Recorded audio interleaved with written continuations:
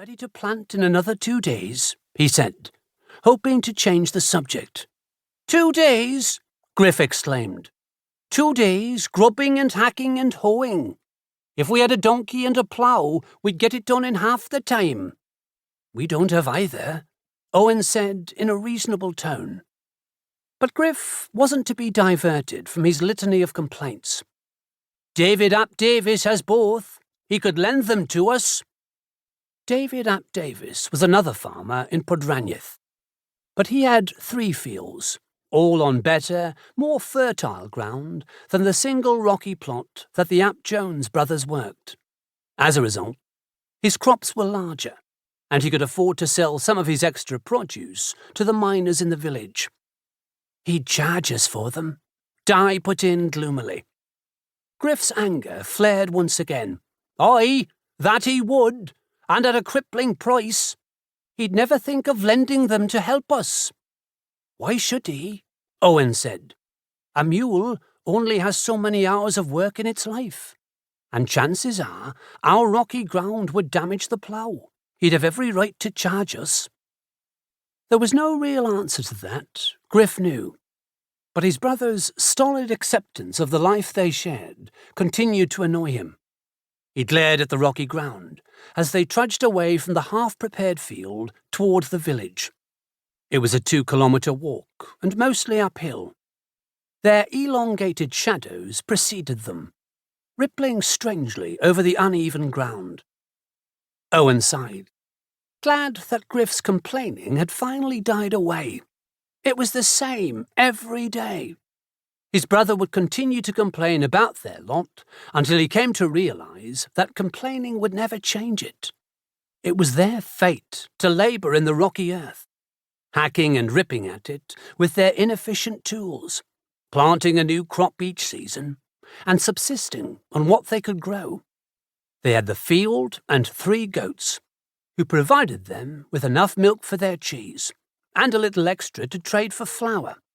In addition, their mother kept 6 hens, who gave them a meagre supply of eggs, and on rare occasions, a bird to roast or boil. And that was life for a farmer in Podranyth. An unvarying, repetitive pattern of exhausting work, constant nagging hunger, boredom, and weariness. There was little joy in it, but it was what it was. And Owen knew there were others who were in even harder straits than the Ap Joneses. Eventually, he thought, Griff would come to realise it and accept it. They crested a hill on the path. On one side of the narrow road, the ground fell away in a steep, shale-covered slope into a valley. On the other, the cliffs rose sheer and bleak. In the distance, a kilometre away, they could see the grey huddle of houses that made up Podranyth. There were a score of them, all similarly built from stone and weathered timber, with dried mud sealing the gaps between the uneven surfaces. The shallow pitched roofs were covered in split stone shingles, and smoke rose from most of the stumpy chimneys. "Nearly home," said Owen, with a note of relief in his voice. At least the house would be warm, and that would be a welcome sensation. The perspiration of the day had soaked his clothes, and it was cold under the evening wind. If Moore's chickens had provided a few extra eggs today, they might be able to trade for a jar of ale from the small tavern that served the village. It didn't often happen. The hens were as poorly fed as the family, but he could hope. Maybe he could. The thought of home comforts was interrupted by a low-pitched, blood-curdling growl. The hair on the back of Owen's neck stood on end, in a primitive reaction to the sound. He stopped in his tracks and looked around, noting that his brothers had also come to a halt. "What was?" Griff began, but Di nudged him with his elbow to silence him.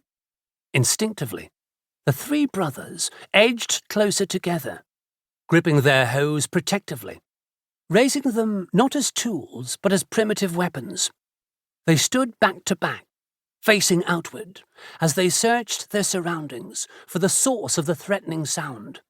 It came again, louder this time, and with a deafening